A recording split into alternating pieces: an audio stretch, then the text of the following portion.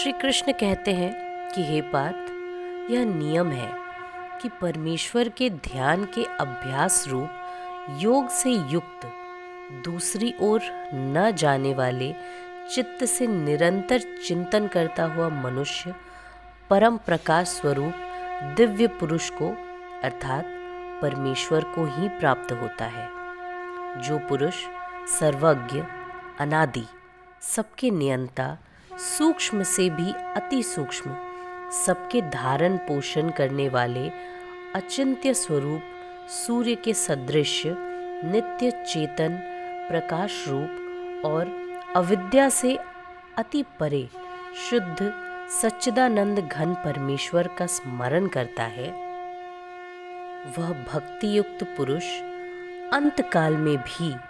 योग बल से भ्रिकुटी के मध्य में प्राण को अच्छी प्रकार स्थापित करके फिर निश्चल मन से स्मरण करता हुआ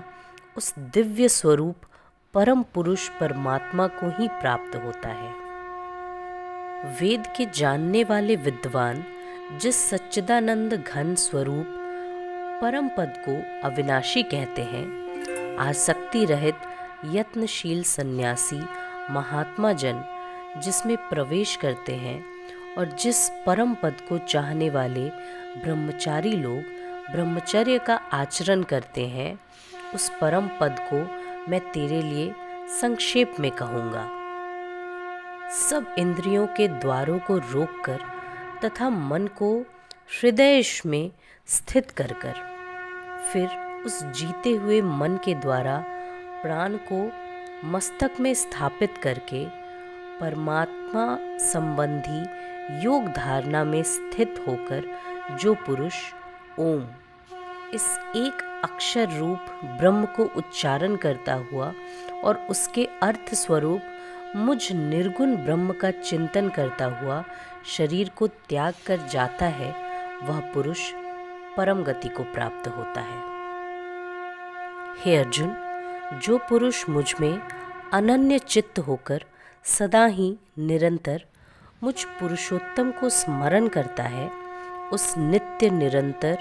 मुझ में युक्त हुए योगी के लिए मैं सुलभ हूँ, अर्थात उसे सहज ही प्राप्त हो जाता हूँ। परम सिद्धि को प्राप्त महात्मा जन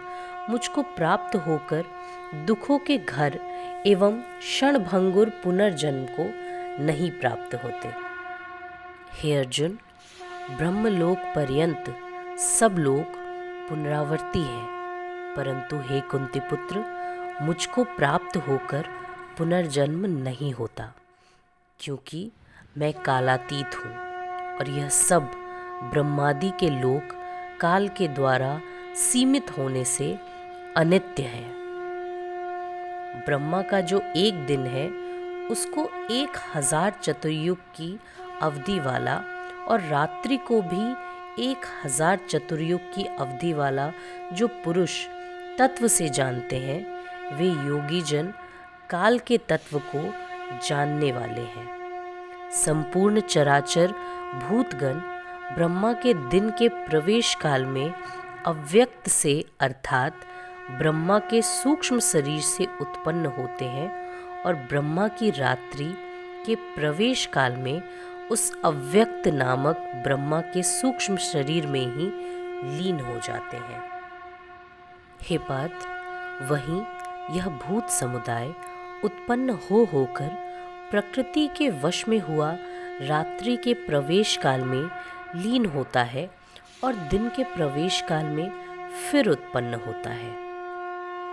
उस अव्यक्त से भी अति परे दूसरा अर्थात विलक्षण जो सनातन अव्यक्त भाव है, वह परम दिव्य पुरुष सब भूतों के नष्ट होने पर भी नष्ट नहीं होता। जो अव्यक्त अक्षर इस नाम से कहा गया है, उसी अक्षर नामक अव्यक्त भाव को परम गति कहते हैं तथा जिस सनातन अव्यक्त भाव को प्राप्त होकर मनुष्य वापस नहीं आते, वह मेरा परम धाम है। हे पार्थ, जिस परमात्मा के अंतर्गत सर्वभूत है और जिस सच्चिदानंद घन परमात्मा से यह सब जगत परिपूर्ण है, वह सनातन अव्यक्त परम पुरुष तो अनन्य भक्ति से ही प्राप्त होने योग्य है।